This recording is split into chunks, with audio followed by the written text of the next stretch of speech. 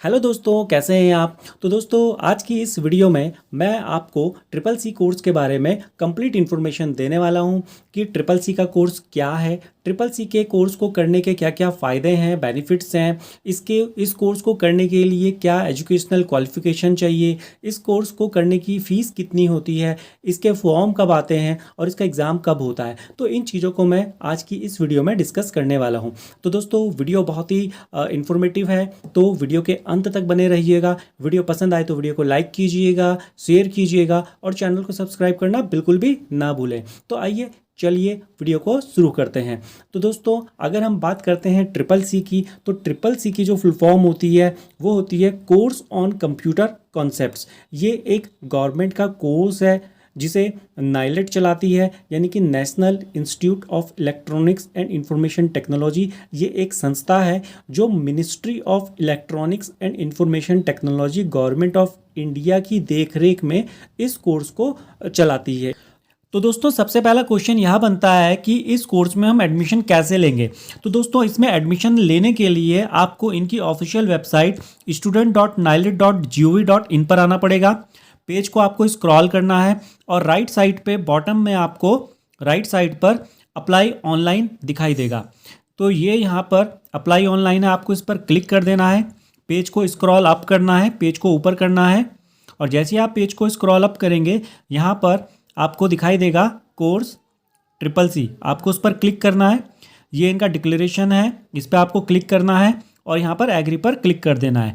तो इतना क्लिक करने के बाद यहाँ पर आपका फॉर्म आ जाएगा और इस फॉर्म को भरना है। और इस फॉर्म को कैसे फिलअप करना है इसके लिए मैं एक अलग से वीडियो बनाने वाला हूँ, आप उस वीडियो को देखिएगा और फॉर्म को किस तरीके से फिलअप किया जाता है वो सारा आपको मैं स्टेप बाय स्टेप प्रोसेस वहाँ पर दिखा दूंगा।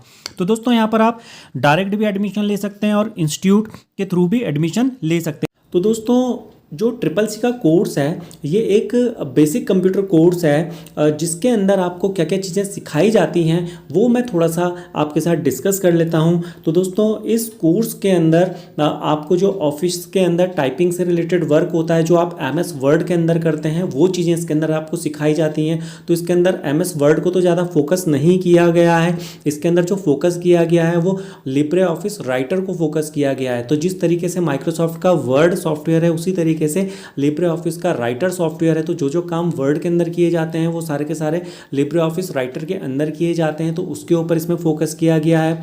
इसके अंदर कैलकुलेशन करने के लिए जैसे माइक्रोसॉफ्ट का एक्सेल होता है, उसी तरीके से लिब्रे ऑफिस का कैल्क होता है, उसको इसके अंदर सिखाया जाता है।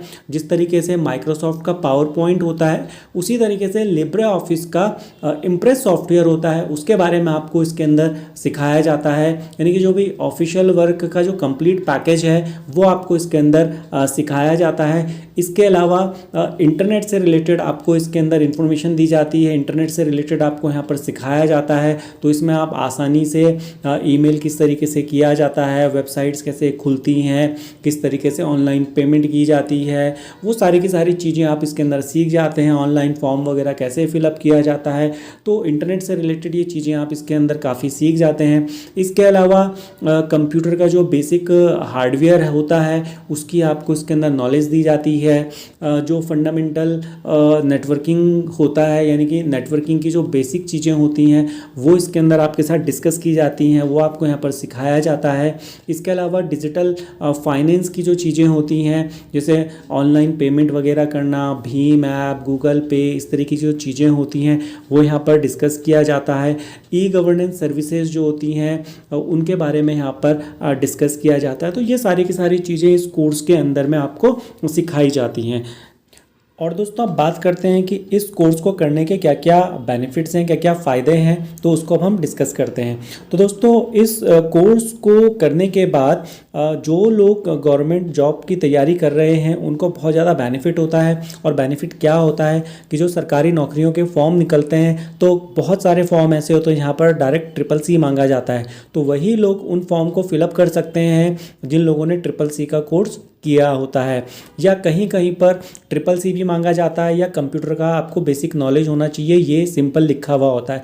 तो वहाँ पर उन स्टूडेंट्स को, उन कैंडिडेट्स को बेनिफिट होता है जिन्होंने CCC का कोर्स किया होता है, जिनके पास CCC का सर्टिफिकेट होता है, या उन एम्प्लॉय को यहाँ पर बेनिफिट होता है, गवर्नमेंट एम्प्लॉय को बेनिफिट होता है कि जब उनके प्रमोशन की बारी आती है तो उन एम्प्लॉय को प्रेफरेंस मिलता है प्रमोशन में जिन्होंने CCC का कोर्स किया हुआ होता है। तो ये इसके कुछ बेनिफिट्स होते हैं।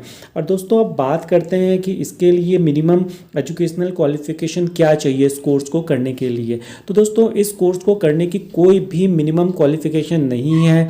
अगर आपने 10th पास की है या नहीं की है, आप 5वीं पास हैं, दूसरी पास हैं, पहली पास हैं, या आपके पास कोई भी क्वालिफिकेशन नहीं है, तो आप इस फॉर्म को फिलअप कर सकते हैं। तो कोई भी इस फॉर्म को फिलअप कर सकता है। अब दोस्तों बात करते हैं कि इस कोर्स की फ़ीस कितनी होती है। तो दोस्तों इस कोर्स की जो फ़ीस होती है वो 500 रुपये होती है, और इसमें GST होता है 18%। तो अगर इसको कैलकुलेट किया जाता है तो ये 590 रुपये इसकी कंप्लीट फ़ीस होती है। और अब बात करते हैं कि इसका जो फॉर्म होता है वो कब आता है। तो दोस्तों इस कोर्स का जो फॉर्म होता है आप साल में कभी भी भर सकते हैं, किसी भी महीने में आप इसमें भर सकते हैं। हर महीने इसमें एडमिशन चलते रहते हैं। बस उसमें एक चीज़ का ध्यान रखना होता है कि अगर आपने जनवरी में अपना फॉर्म भरा है तो एक महीना छोड़ के, यानी कि फरवरी को छोड़ के मार्च में आपका एग्ज़ाम होगा। मान लीजिए आपने 1 तारीख को फॉर्म भरा, या 5 तारीख को फॉर्म भरा, या 20 तारीख को फॉर्म भरा, या 26 तारीख को फॉर्म भरा जनवरी की, या जनवरी की 30 तारीख को फॉर्म भरा, तो आपका जो एग्ज़ाम होगा वो फरवरी को छोड़ के मार्च में आपका जो एग्ज़ाम होगा वो होगा। तो इनकी जो लिस्ट दे रखी है उसके अकॉर्डिंग जो भी महीने का जो पहला सैटरडे होता है उस दिन से इनके एग्ज़ाम शुरू होते हैं, और लगभग 1 हफ्ते तक इनके एग्ज़ाम चलते हैं। तो उस बीच में आपका एग्ज़ाम किसी भी डेट में पड़ सकता है। तो दोस्तों जब आप इसका एग्ज़ामिनेशन फॉर्म भर देते हैं तो जब भी आपका जो मंथ होता है, एग्ज़ामिनेशन मंथ होता है, जैसे आपने जनवरी में एग्ज़ामिनेशन फॉर्म भरा तो आपका एग्ज़ामिनेशन मंथ हो जाएगा अब मार्च। तो 1 हफ्ते पहले आपके पास नोटिफिकेशन आ जाएगा आपके एडमिट कार्ड का।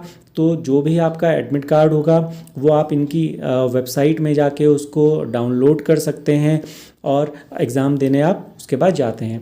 तो दोस्तों अगर हम एग्ज़ाम की बात करते हैं तो जो इसमें एग्ज़ाम होते हैं उसमें जो क्वेश्चंस आते हैं वो MCQs और ट्रू फॉल्स आते हैं।